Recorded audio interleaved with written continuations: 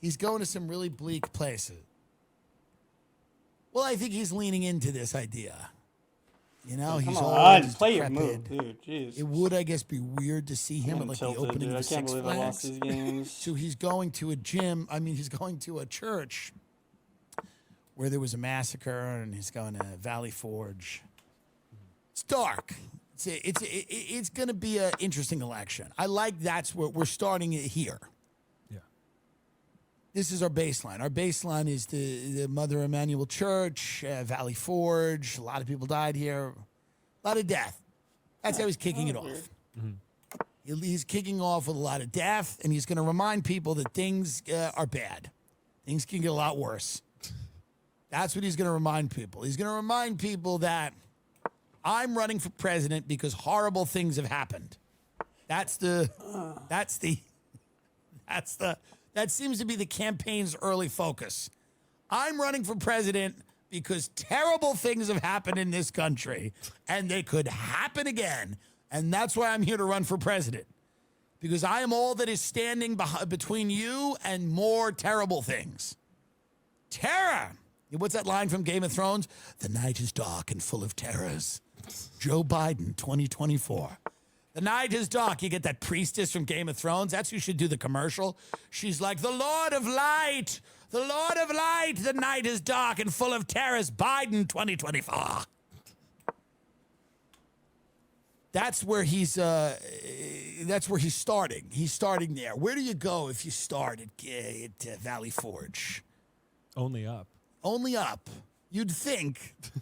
You would think. Gettysburg? Yeah, it might get even worse. He might leave the country. You might see the next commercial he does might be from Auschwitz, you know?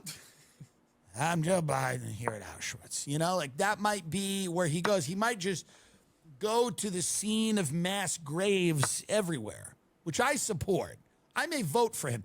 If Joe Biden conducts an entirely mass grave campaign, it'll be hard not to get my vote because it's just where I live.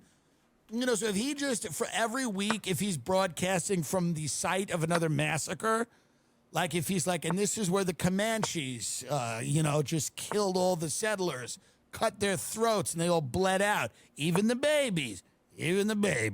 If he somehow finds a way to do that, it'll be difficult to, just like take this or something. To not get a little bit excited. But that's an interesting strategy. Like people in strategy room are like, listen, they think you're old, they think you're out of touch. Here's what we'll do. You need to show them that horrible things happen. Horrible, horrible, horrible, terrible things. Because when people are thinking about these horrible, terrible things, you will seem, by comparison, not such a big deal that you don't know where you are or what you're saying.